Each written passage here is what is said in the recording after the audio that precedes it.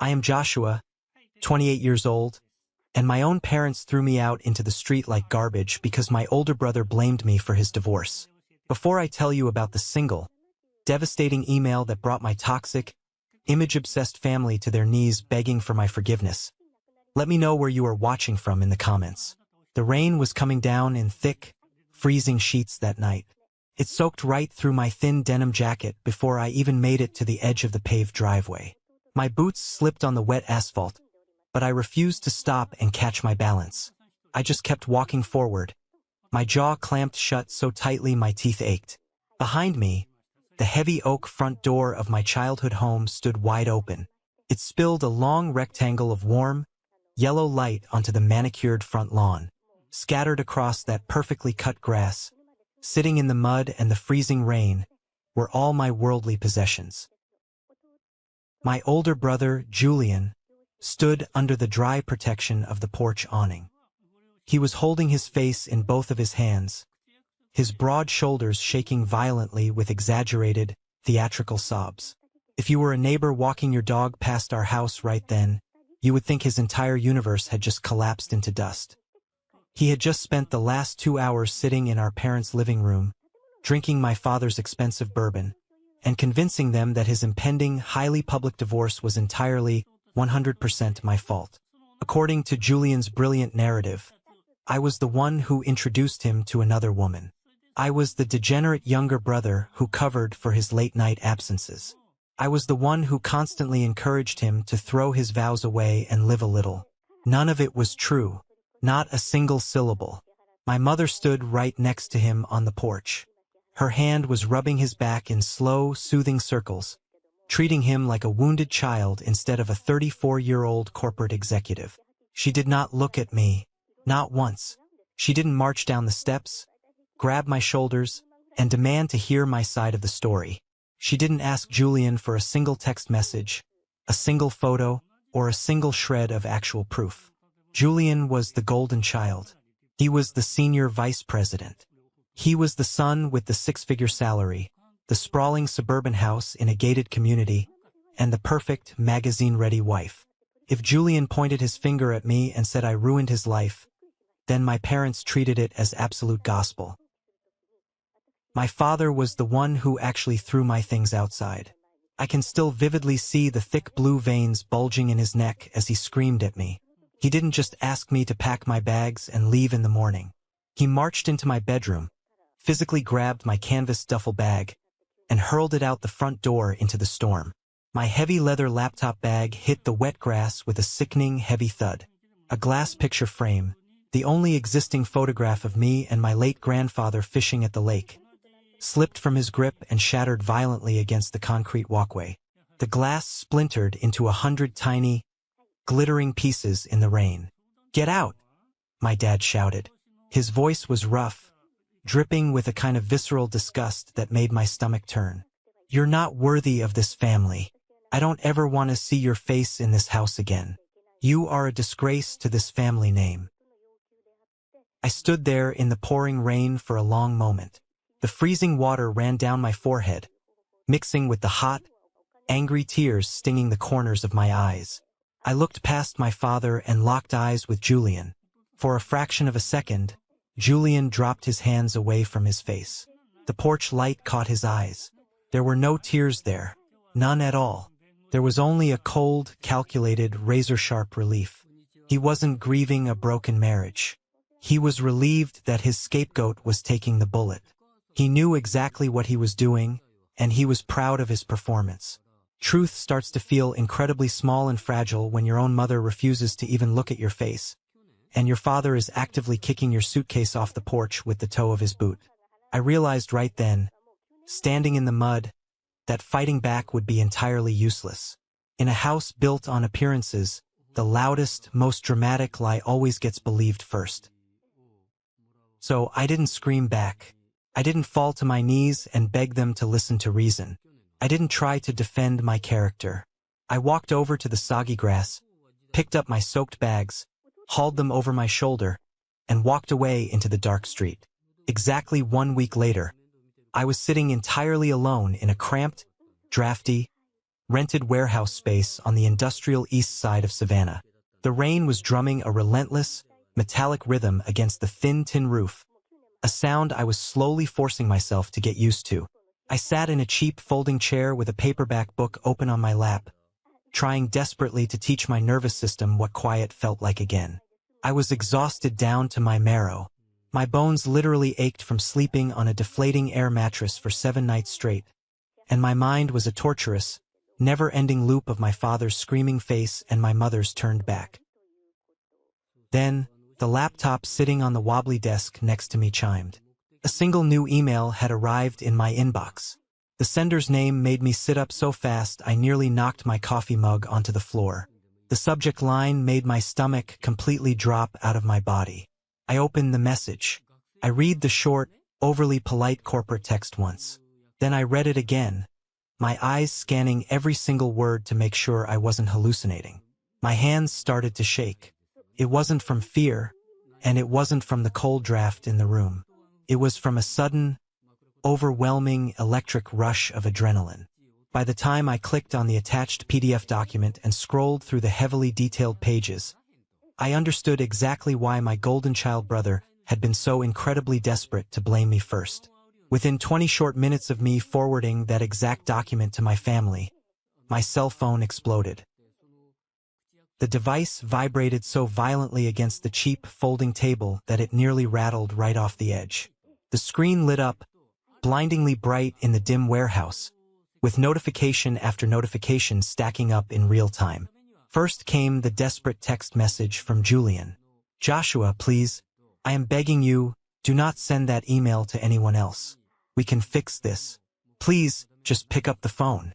2 minutes later, a frantic message from my mother lit up the screen. "Joshua, honey, we were so wrong. We made a terrible, terrible mistake. Please, baby, give us one chance to explain ourselves. We love you." Then my father's number flashed. "We need to talk. Come home immediately. Let's handle this like men." I sat in the harsh yellow light of my cheap desk lamp and just stared at the glowing glass screen. I thought about the shattered picture frame lying in the wet grass. I thought about the way my mother rubbed Julian's back while he destroyed my reputation. I thought about Julian's fake, dry tears. The entire power dynamic in my family had just violently, permanently shifted, and they were absolutely terrified. They weren't sorry. They were cornered. I picked up the phone, feeling the cool metal in my palm. I typed 2 simple words, hit send, and tossed the phone back onto the table. No, never. But before I show you exactly what was printed inside that devastating email, and before I explain why it turned my arrogant, self-righteous family into a panicked, groveling mess in under an hour, I need to take you back. I need to tell you exactly how I found that document. I need to tell you the meticulous, calculated reason why the golden child chose his own younger brother as his sacrificial lamb. The place I moved into wasn't a real, functional apartment. It was a converted brick warehouse space tucked behind an old auto body shop. It had terrifyingly narrow stairs, a crooked kitchen drawer that always stuck halfway, and exactly one small, dirty window above the sink that looked directly out onto a solid brick wall. The air always smelled faintly of sawdust, old motor oil, and damp concrete. But it was mine.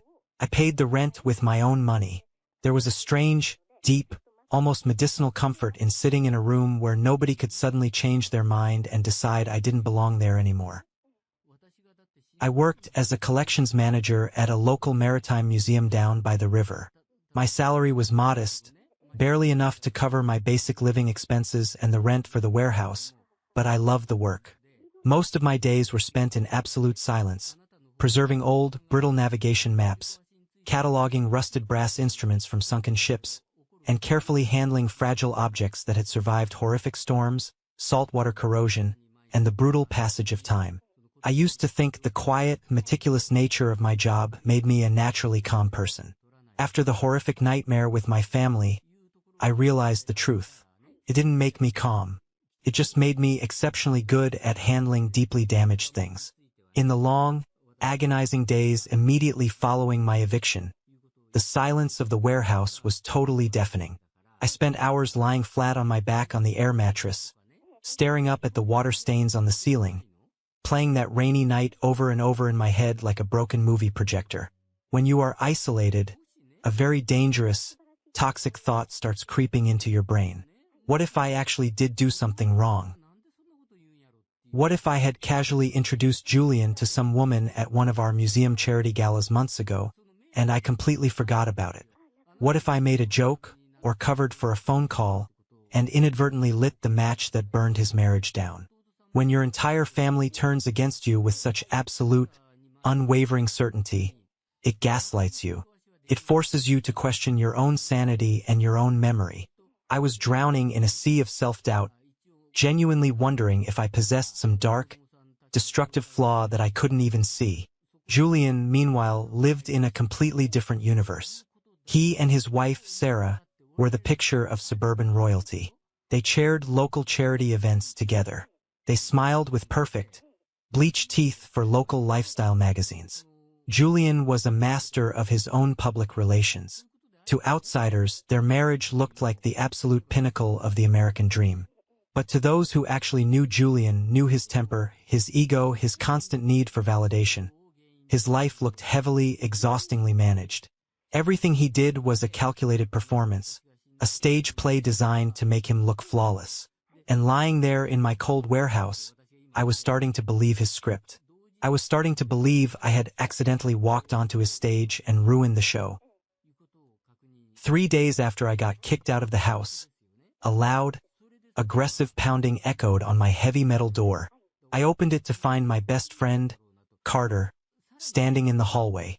Carter was a heavy machinery mechanic, a guy who spent his days covered in grease, dealing exclusively with hard facts, stripped gears, and broken engines. He possessed zero patience for high society drama or emotional manipulation. He didn't wait for an invitation. He pushed past me, carrying 2 greasy cardboard boxes of pepperoni pizza, a sweating 6-pack of cheap beer, and enough radiating anger on my behalf to heat the entire drafty room. He kicked a stray moving box out of his way, handed me an ice-cold bottle, and sat directly on the concrete floor, crossing his legs. I sat down across from him and just poured everything out. I told him about the wild accusations. I told him about my father's screaming face, the bags thrown in the yard, the way my mother never once asked for my side of the story. I told him how my own brain was starting to betray me, how I was actually starting to doubt my own memory of the last 6 months. Carter took a massive bite of pizza, chewed it slowly, swallowed, and looked at me dead in the eye. His expression was harder than concrete. "Stop it," he said, his voice a low, commanding rumble. "Listen to yourself right now, Josh. You are letting them inside your head. That story Julian told your parents? It is way too clean. It's too perfectly structured. A guy doesn't just invent a detailed, multi-layered lie like that while he's fake crying on the front porch. He didn't panic and make it up on the spot. He built that lie, brick by brick, long before he ever needed to use it." I shook my head, rubbing my tired eyes. "But why me, Carter? Why not just blame the marriage falling apart on normal things? Stress? Work? Why drag my name through the mud? Because people like your brother don't just want to avoid blame. They need a designated villain so they can play the tragic victim," Carter snapped, gesturing with his beer bottle. "They make you question your own memory while they gently guide everyone else toward the version of the story that protects their reputation. You're sitting here thinking about this like a younger brother whose feelings are hurt. You need to stop." He leaned forward, his eyes locked onto mine. "Stop thinking emotionally. Start thinking historically. You work in a museum. You track timelines. What happened before the lie?" Carter's words hit me like a splash of freezing water to the face. The fog of self-pity instantly evaporated. He was entirely right. Julian was a master planner. He never, ever did anything without a 10-step strategy. If he was throwing me under the bus for his divorce, it meant he was hiding something massive, something catastrophic, and he needed everyone looking directly at me so they wouldn't look at his own closet. I needed to stop acting like a wounded victim and start acting like the historian I was trained to be. The very next evening, Carter dragged me out of my warehouse and drove us to a high-end, dimly lit whiskey bar downtown. He had made a few discreet calls during his lunch break and found out that Wyatt was going to be drinking there. Wyatt was a junior executive at Julian's logistics firm. He wore tailored suits that were slightly too tight, drank expensive bourbon he couldn't afford, and was a notorious, relentless gossip who loved being the center of attention. If anyone knew about the hidden cracks in Julian's perfect corporate facade, it was Wyatt. We spotted him sitting alone at the bar and cornered him, guiding him into a deep leather booth near the back, far away from the music. Wyatt looked visibly nervous the second he saw my face. He immediately started stammering, trying to offer his fake condolences about my family situation, feeding me polished corporate nonsense about how divorces are always messy and families are complicated beasts. I slammed my hand flat on the wooden table, cutting him off completely. Wyatt, cut the crap. Why was Julian so ready and prepared to use my name? Wyatt swallowed hard, his Adam's apple bobbing. He stirred the large ice cube in his glass, his eyes darting around the bar to make sure none of his colleagues were watching. He leaned in across the table and lowered his voice to a harsh whisper. Because he was already terrified of something else catching up to him, Wyatt said. My pulse jumped in my throat. What's something else? Wyatt hesitated, taking a long sip of his drink. There have been rumors circulating about Julian and a woman named Elena for months. She's an external consultant who audits the firm. Nothing is public. No photos, no big scenes.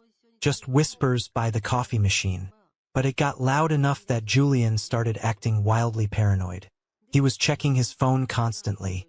It was almost like he needed to create a massive, dramatic distraction within his own family before anyone at the office or his wife looked too closely at his own schedule.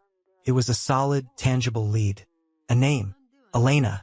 But as Wyatt quickly stood up to leave, claiming he had an early morning strategy meeting, I noticed something that made my blood run cold. The large decorative mirror mounted behind the bar perfectly reflected the glowing screen of his smartphone as he walked toward the exit. His thumbs were flying across the keyboard. I couldn't read the exact text, but I clearly saw the contact name pinned at the very top of his messaging app. Julian. My stomach twisted into a painful knot. Wyatt wasn't helping me out of the goodness of his heart. He was playing both sides of the fence. He was feeding me tiny scraps of office gossip while simultaneously acting as a spy, warning Julian in real time that I was out in the city asking dangerous questions. I realized right then, sitting in that leather booth, that I was entirely, fundamentally on my own. I couldn't trust a single person in Julian's wealthy, well-connected circle. I needed hard, undeniable facts, not slippery barroom gossip from cowards like Wyatt. I needed paperwork. The next morning, I bypassed the executives and tracked down Matthew. Matthew was the senior logistics director for the regional corporate events Julian's firm hosted. Matthew was a seasoned, no-nonsense guy in his 50s who operated strictly by the book. I knew from past conversations that he absolutely despised Julian's arrogant management style and his habit of bending company rules. I waited for Matthew in the sprawling concrete parking lot behind his office building, catching him just as he was walking to his car after his shift. I didn't waste his time with small talk or pleasantries. I looked him in the eye and told him I needed to know if Julian's travel schedules matched his actual corporate events over the last 6 months. Matthew stopped walking. He looked at me for a long, heavy minute, assessing the desperation in my face. Then, without saying a word, he set his heavy leather briefcase on the hood of his sedan, popped the brass latches, and pulled out a single, neatly folded sheet of printed paper. "I'm not handing you this for revenge, Joshua," Matthew said, his voice quiet but incredibly firm. "I don't care about your family drama. I'm doing this because your brother crossed a professional line, and I am sick and tired of covering up his administrative messes to protect the firm's reputation." I took the paper from his hand. It was an internal logistics and rooming sheet from a massive, weekend-long corporate retreat held in Charleston 3 months prior. Most of the document was standard corporate filler: arrival times, dietary restrictions, caterer contacts. But handwritten in blue ink in the tight margins, right next to Julian's name, was a highly specific administrative note. Julian had been manually reassigned from the main executive block of rooms to a discreet, isolated suite in the far east wing of the resort. And right next to his room, booked on the exact same floor, was a room assigned to a consultant named Elena Vance. "Quiet reassignment," Matthew said, pointing a thick finger at the blue ink. No spouses were copied on these itinerary updates. The firm paid for the main block, but he paid for that specific suite upgrade out of his own pocket. "Numbers don't lie, Joshua. But I have to warn you, this isn't enough to sink a guy like Julian. He's slippery. He can easily explain this away to your parents as a coincidence, or a booking error by a junior assistant. You need something from inside his actual marriage to prove he was actively, intentionally covering his tracks." I thanked Matthew, shaking his hand firmly, and folded the paper carefully into the inside pocket of my jacket. As I drove away from the parking lot, the burning anger in my chest was crystallizing into something entirely different. It was becoming cold, sharp, and highly focused. Julian hadn't just made a drunken mistake. He had executed a deeply calculated, ongoing affair. And when the walls started closing in on him, he deliberately threw me under a moving bus to save his own luxurious life. I knew my next step was the most dangerous one. I had to speak to Sarah, Julian's wife, or rather, his soon-to-be ex-wife. I fully expected her to ignore my phone call, or maybe even curse me out and hang up. After all, her husband had just convinced her that I was the architect of her misery. Instead, when I texted her asking for 10 minutes of her time, she agreed to meet me at a quiet, independent coffee shop on the far edge of town that same afternoon. When Sarah walked through the glass door of the cafe, she looked absolutely exhausted. The polished, magazine-ready smile she always wore to family dinners was completely gone, replaced by deep, dark circles under her eyes and a pale complexion. She ordered a black tea and sat across from me, keeping her coat on. "Julian told our parents that I introduced him to some woman at a museum gala," I said, deciding to get straight to the painful point. "He told them I encouraged him to break his emotional boundaries and throw his marriage away." Sarah stared at her tea, then let out a bitter, hollow laugh that held zero humor. "No, that's a lie. I spoke to my divorce lawyer this morning, Joshua. We are pulling the bank records. Julian has been bleeding money like crazy for the last 6 months. Massive, unexplained cash withdrawals. Expensive weekend trips he claimed were mandatory for work, but his firm's HR department had absolutely no record of." "Then why did he blame me?" I asked, leaning forward, my voice tight. "Why drag my name into it?" "Because I found a hotel receipt," Sarah said, her voice dropping to a harsh whisper. "It synced to our shared home iPad by accident a few weeks ago. He must have logged into his email on the tablet and forgot to log out. He deleted the notification within seconds, but I was holding the iPad. I saw the name. It wasn't a corporate chain hotel he uses for business trips. It was a romantic boutique place. When I confronted him about it that night, he panicked. He went completely pale. A week later, he suddenly came up with this elaborate story about how you were a terrible influence, how you were trying to sabotage him, and how he was seeking therapy because of your toxic behavior. My jaw tightened so hard my teeth ground together. What was the exact name of the hotel? Sarah? I need to know. She looked out the rain-streaked window, her eyes vacant. The Ashcraft House. The moment she said those 3 words, all the air violently left my lungs.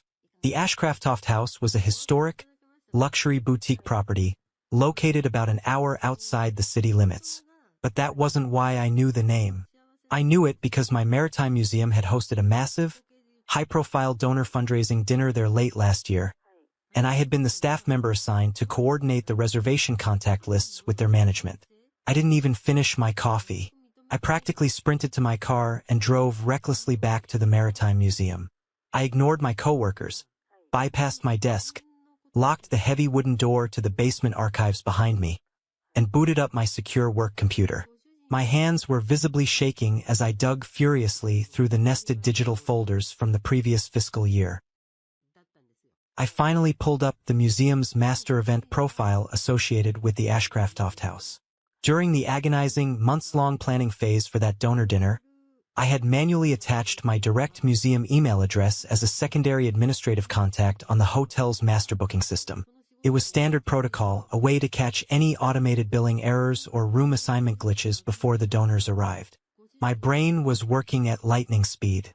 If Julian had booked his secret romantic weekend getaway with Elena at that specific boutique hotel, and if he had lazily asked the front desk to look up his old corporate profile from our museum event to secure a corporate discount rate, there was a massive, glaring vulnerability. There was a very real chance my work email address was still buried deep in the back end of his guest profile as a secondary notification contact. It was administrative overflow, the kind of invisible digital footprint that absolutely nobody thinks about until it completely ruins their life. I opened a new window and drafted an incredibly careful, highly strategic email to the guest relations manager at the Ashcraft House. I did not mention an affair. I didn't mention a divorce or lawyers or custody battles. I kept my tone strictly dry and professional. I wrote that I was updating the museum's vendor records and believed my work email might still be incorrectly attached to a reused booking profile from a past charity event. I formally requested that they check their system and forward me any recent billing notices, receipts, or administrative corrections that might have misrouted to my inbox by mistake. I took a deep breath, checked my spelling, and hit send. Then the agonizing waiting began. I paced the concrete floor of the archive room until my heels ached. I drank 3 cups of terrible, lukewarm break room coffee.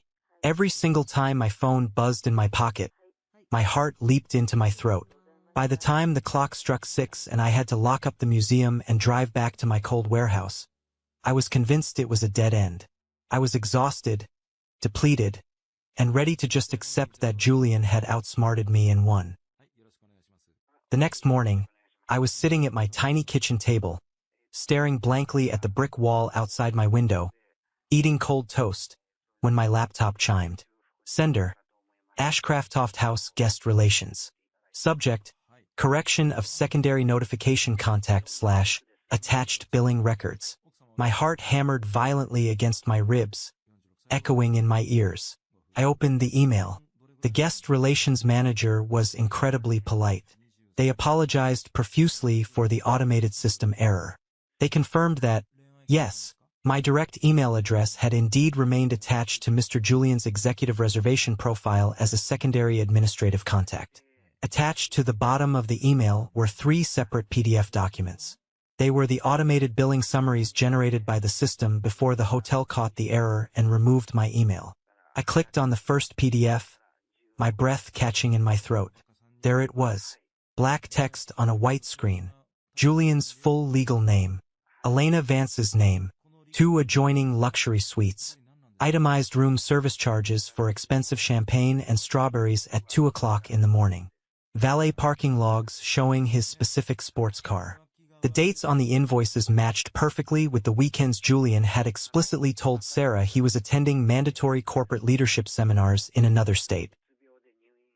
But that wasn't the detail that made the blood run completely cold in my veins. I scrolled down past the itemized receipts to the raw user profile notes. Julian hadn't just lazily reused an old profile by accident. According to the system log, he had manually logged in and updated the primary contact email to a fake burner account. But he had intentionally, deliberately left my museum email listed under the alternative contact / event coordinator field. He didn't do it by mistake. He deliberately left my name attached to the file so that if Sarah ever called the hotel to investigate a strange credit card charge, the hotel staff would casually mention that the booking was associated with Joshua's museum event. He had planted my name at the scene of his crime months ago. I wasn't just a convenient excuse he made up on the fly while crying on the front porch. I was his premeditated insurance policy. He had set me up to take the fall from the very beginning. I didn't call him to scream. I didn't text him. I grabbed my car keys, drove straight to his upscale neighborhood, and marched up to his heavy mahogany front door. Julian answered the door wearing a crisp, expensive polo shirt, holding a mug of artisanal coffee, looking every bit the relaxed, successful executive enjoying a weekend morning. When his eyes landed on me, his face instantly hardened into stone. I told you never to come to this house, he hissed, stepping quickly out onto the porch and pulling the door shut tightly behind him so the neighbors wouldn't hear. I know all about the Ashcraft house, Julian, I said, my voice eerily calm. Julian completely froze. A brief, undeniable flicker of genuine, naked panic crossed his eyes, but he quickly masked it with his trademark arrogance. I have absolutely no idea what you're talking about. Look, Josh, if you need cash for rent. I don't want your dirty money, I interrupted, stepping into his personal space. I want to know why you deliberately left my work email on your hotel profile with Elena. You planned to frame me for your affair from the very beginning. Julian looked up and down the quiet suburban street, making sure no one was walking their dog. He let out a harsh, patronizing breath, dropping the victim act entirely. Grow up, Joshua. I have a massive career to protect, a reputation. Sarah was getting suspicious and digging into our finances. I needed a distraction, and you're a nobody. You work in a damp basement looking at old maps. You have absolutely nothing to lose. You were convenient. He said it with zero remorse. His eyes were completely dead. Because you were convenient. I didn't yell. I didn't punch him in the jaw, even though my knuckles were white and my muscles were coiled tight. I just looked at him, feeling a profound, chilling emptiness where my brother used to be. You're right, I said quietly. I have nothing to lose. But you do. I turned on my heel and walked back to my car. Julian called out my name, his voice tinged with sudden uncertainty, but I ignored him. I drove straight back to my warehouse, opened my laptop, and drafted a new email. I addressed the recipient line to my mother, my father, Julian, and Sarah. I attached the email from the hotel manager.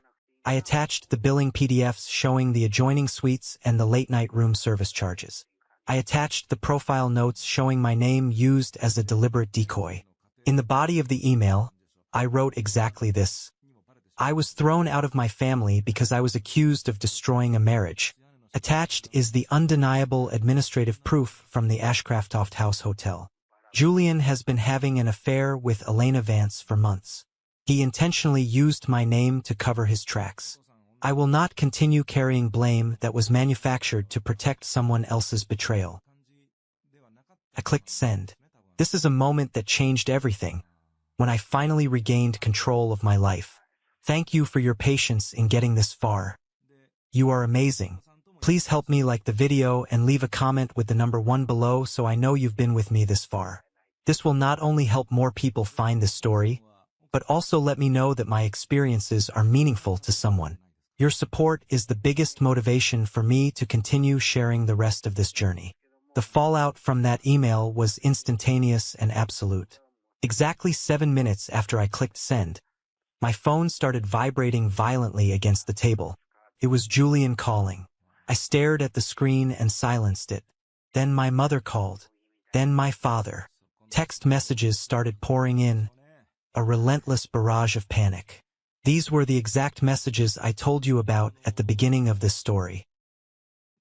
They were terrified, not because they suddenly realized they had caused me immense emotional pain, but because the golden child's flawless illusion had just been shattered into a million pieces, and the undeniable proof was in writing.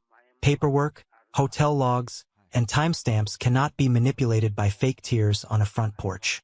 At noon the very next day, a young volunteer at the museum came down to the basement archives and nervously told me that a highly agitated woman was demanding to see me in the main lobby. I walked upstairs to find my mother standing near a massive display of old ship anchors, wringing her hands anxiously around the leather strap of her expensive designer purse. "Joshua, please," she said, her voice shaking and pitching up as I approached her. "Don't do this to us. You need to come home." "You already did something to me," I said, keeping a wide physical distance between us. "You threw me out in the freezing rain without asking a single question." She immediately started crying. It was the same dramatic, perfectly timed, weaponized tears Julian used. We were confused. We were acting on raw emotion. "But you don't understand what you've done, Joshua. If Sarah takes this evidence to her divorce lawyer, she will utterly destroy him. She's going to demand full custody of the assets. Julian's inheritance is tied to his public image. The family charity fund will pull his board seat immediately. He could lose his executive salary, his stock options. He could lose absolutely everything. There it was, the ugly, naked truth. She wasn't standing in my lobby because she missed her youngest son. She wasn't there to heal a broken family. She was standing there because she was terrified of the impending financial ruin and the crushing social scandal. He should have thought about his massive salary and his precious inheritance before he decided to use my life as a human shield. I told her, my voice devoid of any warmth. She reached out, her manicured fingers trying to grab my arm. Please, just come back to the house tonight. We can sit down with our lawyers and fix this as a family. A house is not a home when it throws out the innocent son to protect the guilty one, I said. I turned around and walked back down the stairs to my basement, leaving her standing entirely alone among the relics of sunken ships. That evening, I received a harsh text message from my father. It was a strict demand, not a polite request. We are waiting for you in the living room. Come over right now. I decided to go. Not to apologize, not to fix anything, and certainly not to protect Julian's wealth. I went because I needed to see exactly what truth looked like inside that house when the lies finally stopped working. When I walked through the heavy front door, the silence in the house was suffocating. Julian was sitting on the edge of the expensive leather sofa, looking pale, disheveled, and furiously angry. My mother sat next to him, clutching a box of tissues on her lap like a life preserver. My father was standing tall by the stone fireplace, trying desperately to project his usual, intimidating patriarchal authority. You've made your point, Joshua, my dad said, his voice tight and clipped. Now, we need to handle this quietly, internally. I stood firmly in the center of the room, refusing to sit down. I didn't make a point. I just forwarded a hotel receipt. Julian jumped up from the sofa, pointing a shaking finger directly at my face. You sent that to Sarah. You knew exactly what she would do. She took it straight to her lawyer to fight for everything. You ruined my life. You handed her everything the second you booked that hotel room with your mistress, Julian. I shot back, my voice echoing in the large room. My father stepped forward, holding up a hand. Enough, both of you. Joshua, what do you want? Name your price. An apology? You want your old bedroom back? A car? What do you want to make this go away? I looked at the three of them. I looked at the exact spot by the front door where my laptop bag had been violently thrown into the storm. I realized in that moment that they didn't want my forgiveness. They didn't care about my pain. They simply wanted to buy my silence. They wanted to contain the massive PR disaster I had unleashed. I wanted a family that trusted me, I said, my voice incredibly steady, devoid of any anger. But I don't want that anymore. I'm done performing for you. I'm done being the convenient scapegoat whenever the golden boy makes a mess. Don't you dare walk away from me when I am speaking to you, my father barked as I turned my back on him and walked toward the door. I stopped, my hand resting on the cool brass doorknob.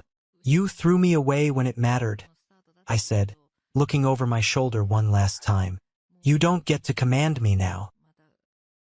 I walked out of that house for the second and final time. The rain from last week was gone. The night air was clear and sharp, and as I started my car and drove back to my warehouse, I felt a massive, suffocating weight lift off my chest.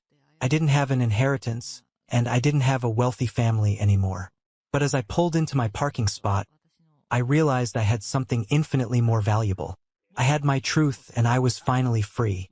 A month passed since the night I walked out of my parents' living room and left them to drown in the mess they helped create. I wish I could tell you that everything resolved instantly, but the truth is, the fallout from a shattered family illusion does not settle quickly. It acts more like a slow, devastating earthquake. The tremors of that single email I sent kept rippling through the wealthy, tight-knit social circles of Savannah, pulling down every fake pillar my brother had spent years building. Julian's life unraveled with a speed that was almost frightening to witness.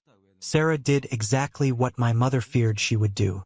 She took the hotel receipts, the timeline of his fake corporate retreats, and the documented proof of his premeditated attempt to frame me, and she marched straight into the office of the most ruthless divorce lawyer in the city. The divorce proceedings were not quiet, and they certainly were not amicable. Sarah filed for full custody of their shared assets, their real estate portfolio, and the massive investment accounts they had built during their marriage. Because Julian had actively used company time, corporate travel accounts, and even a company vendor profile to facilitate his affair with Elena, the logistics firm had no choice but to launch an internal investigation. They suspended Julian without pay.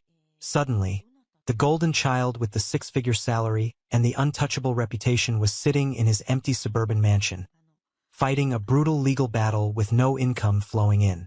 The family charity board, terrified of the impending public relations nightmare, held an emergency executive vote and quietly asked Julian to step down from his chairman position. He lost his seat. He lost his corporate leverage. And Elena? The moment the firm launched their investigation and the endless stream of expensive hotel weekends dried up, she completely vanished. She stopped returning his calls and blocked his number. Julian was left entirely alone in the wreckage of his own arrogance. But I didn't stay up late rejoicing in his misery. I was too busy trying to piece my own reality back together. The gossip inevitably bled out of their social circle and began creeping toward my workplace. Savannah is a small town when you run in certain tax brackets, and several of the wealthy donors who funded my maritime museum also sat on the charity boards that Julian used to control. I started noticing the side glances from the museum volunteers. I heard the abrupt, hushed whispers whenever I walked into the staff break room. I spent an entire week bracing myself for the inevitable. I was convinced that the board of directors would view me as a public liability and quietly let me go to avoid any association with the scandal. Then, on a rainy Tuesday afternoon, Mr. Gray called me into his office. Mr. Gray was the executive director of the museum, a towering, stern man in his late 60s who had dedicated his entire life to preserving naval history. He commanded immense respect in the city. I walked into his sprawling, oak-paneled office, my stomach tied in a tight knot. I took a seat across his massive mahogany desk, fully expecting him to slide a severance package toward me. Instead, Mr. Gray took off his reading glasses, folded his hands on his desk, and looked at me with a gaze so piercing it felt like he was reading my DNA. "Joshua," he began, his voice a deep, resonant baritone. "I attend a lot of country club dinners. I sit through a lot of incredibly boring charity galas. And over the past 2 weeks, I have heard your family's name mentioned more times than I care to count." I swallowed hard, gripping the armrests of my leather chair. "Mr. Gray, I assure you, whatever you are hearing about me." He raised a single, calloused hand, cutting me off instantly. "I didn't call you in here to interrogate you, son. I called you in here to tell you something very important. I know exactly the kind of people who run in your brother's circles. They survive on optics and reputation. When a man like your brother falls from grace, those people will always look for a convenient place to shift the blame to protect their own delicate sensibilities. I hear the whispers trying to paint you as the instigator. I hear the rumors trying to suggest you somehow orchestrated this entire mess out of jealousy." He leaned forward, his eyes locking onto mine. "Let me be absolutely clear. I do not care about country club gossip. I care about character. I have watched you work in the archives for 3 years. I have watched you handle priceless historical artifacts with meticulous care, honesty, and absolute integrity. You are a man of substance, Joshua. Your brother is a man of loud, empty noise. If anyone, any board member, any donor, or any member of your family tries to drag this museum or your professional role into their toxic drama, I will personally shut it down. You have a permanent place in this institution. Do you understand me?" I sat there, completely stunned. My throat swelled with a thick, heavy emotion I couldn't immediately identify. It took me a moment to realize what it was. It was the profound, shocking feeling of being protected. My entire life, I had begged for my own parents to defend me, to stand up for my character, and they had thrown me into the rain at the first sign of trouble. Now, a man who shared zero blood with me was drawing a line in the sand to guard my livelihood.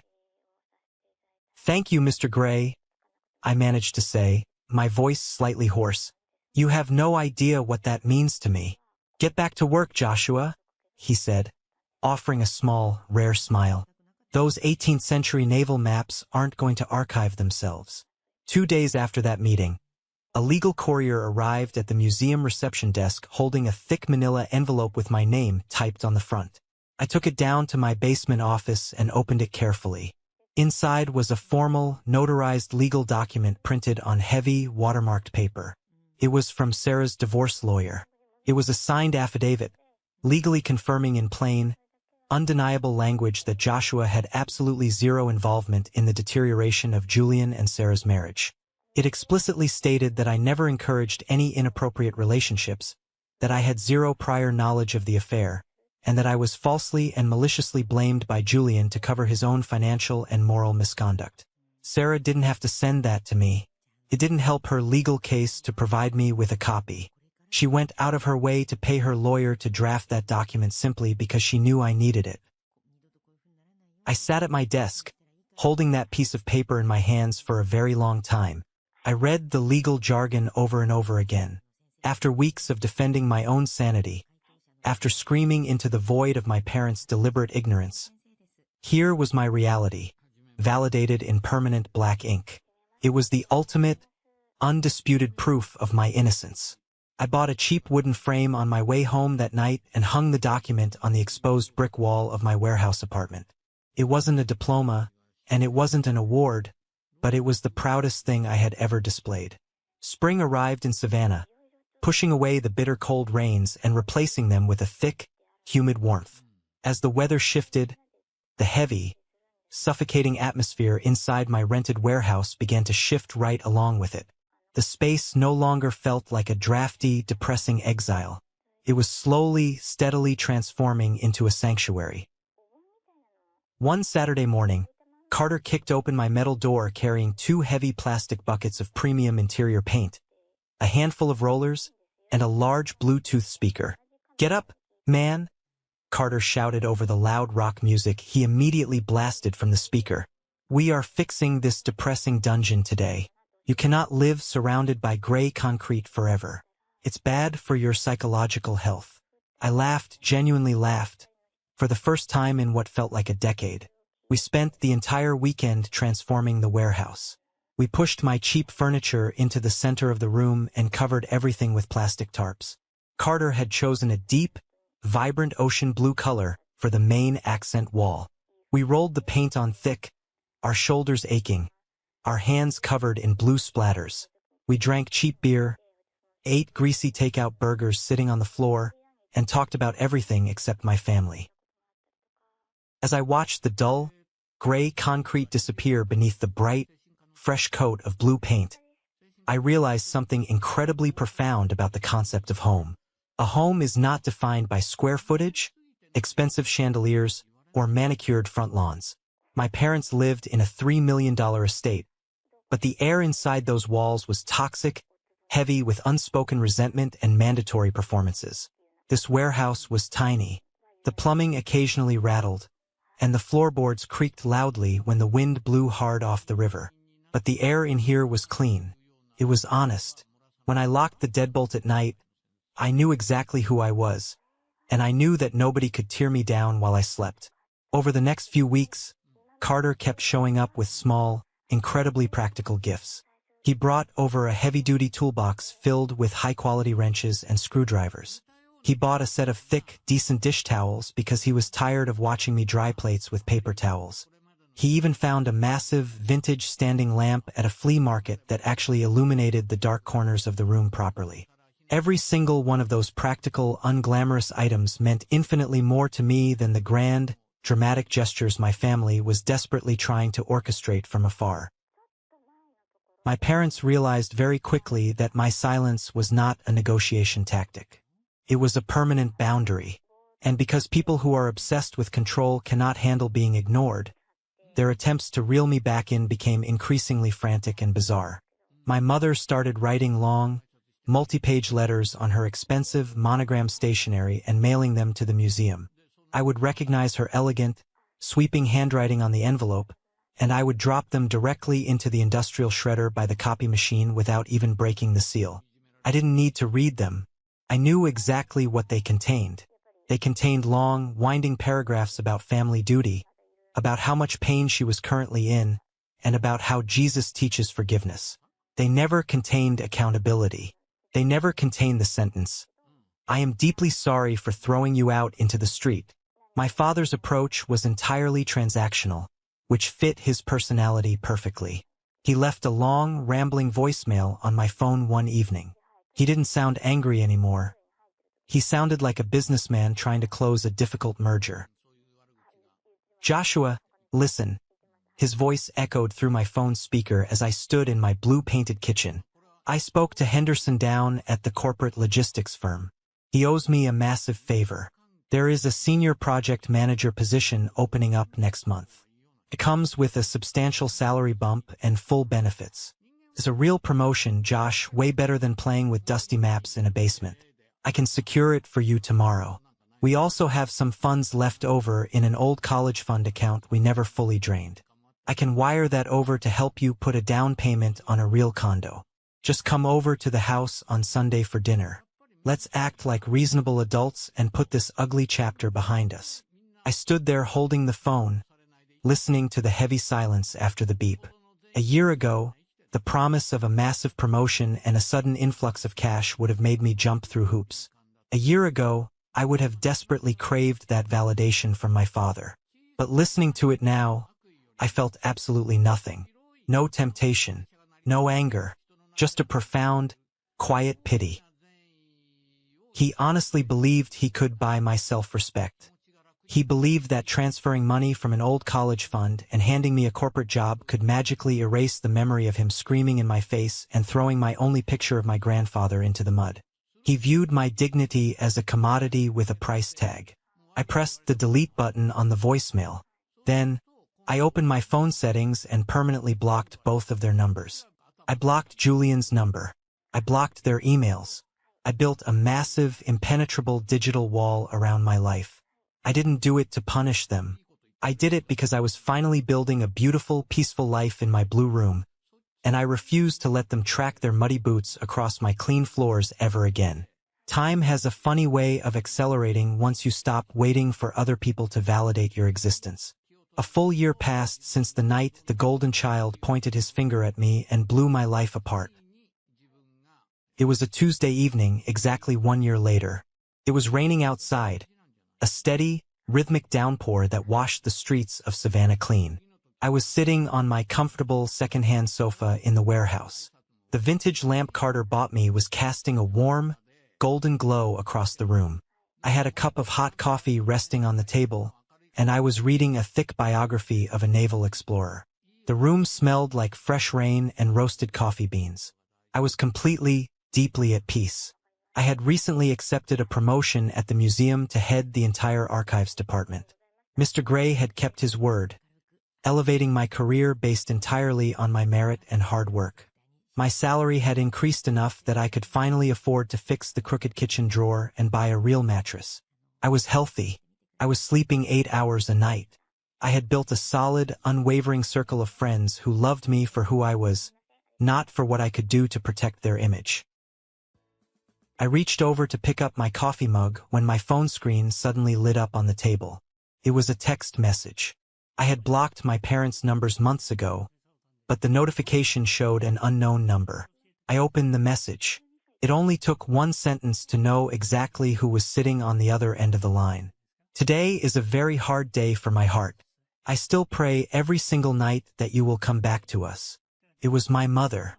She had likely bought a cheap burner phone or used a friend's device just to bypass the block I had put in place. I stared at the glowing white letters on the screen for a very long time. I listened to the rain hitting the tin roof above my head.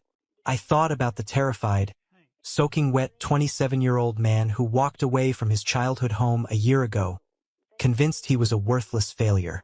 I felt a sudden, powerful urge to reach back through time and give that young man a hug. He had survived the fire, and he had built something beautiful from the ashes. I didn't feel a spike of rage when reading my mother's message. I didn't feel the desperate, clawing need to explain myself to her anymore. I looked at those words, and I saw right through the manipulation. She wasn't praying for my happiness. She was praying for her own comfort. She wanted her punching bag back so the family portrait would look complete again. I typed out my reply slowly, making sure every single letter was deliberate. I came back to myself. That has to be enough. I hit send. Then, I immediately blocked that new number, turned my phone on silent, and placed it face down on the table. I picked up my coffee, opened my book, and went back to reading. The transaction was complete. The past was permanently archived. The real ending to the story isn't just that one hotel email changed everything. It's how it changed everything. That boring, administrative hotel correction didn't just expose an affair. It exposed the entire rotting foundation of my family system. It exposed how quickly the people who claimed to love me unconditionally chose their own convenience and social standing over the truth.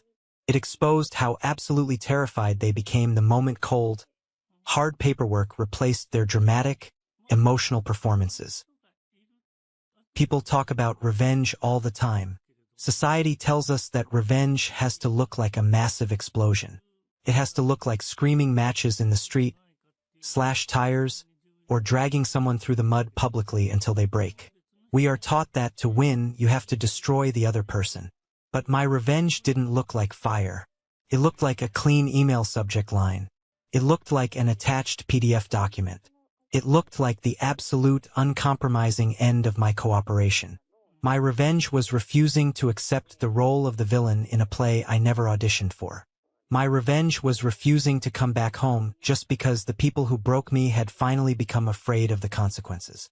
The greatest revenge you can ever achieve against toxic people is simply living a spectacular, joyful life that they have absolutely zero access to. Julian lost his wife, his massive salary, and his prestigious board seat because his own hubris blinded him to his own digital footprint. He believed his performance was so flawless that reality could not touch him. My parents lost their youngest son because they valued their reputation more than my humanity. I lost a toxic family, but I gained an impenetrable sense of self-respect. When I look in the mirror now, my spine is straight. Shame bends the spine far more than grief ever could, and I refuse to carry their shame for another second. This brings me to a question that still stays with me, something I want you to really think about tonight. When people only apologize to you after undeniable proof corners them and threatens their livelihood, is that actually love? Or is that just fear wearing a softer, more familiar face? Before we wrap up, let's talk about the real takeaway here. Because I didn't just share this painful chapter of my life to vent. I shared it because I know, right now, someone listening to my voice is standing in the rain, taking the blame for something they didn't do. The biggest lesson I learned is the incredible power of critical thinking and documentation over blind emotion. In life, manipulative people will always use high drama and emotional outbursts to create chaos, blinding you to the facts. They rely on your shock to sneak their lies past your logic. But truth does not need to scream to be real. Truth lives in the quiet details, the timelines, the receipts, the history. My life was saved the moment I stopped reacting emotionally to my family's betrayal and started thinking logically about their motives. Always protect your integrity. Set ironclad boundaries, and never, ever let anyone convince you that you must sacrifice your dignity just to keep the peace in a toxic room. If you found value in this story, and if you agree that self-respect is worth walking away for, please leave a comment with the word good below, or share the specific lesson that resonated with you the most. Your interaction tells me that these stories matter. Keep your head up, stay grounded in the truth, and never let anyone write your story for you. Thank you for listening.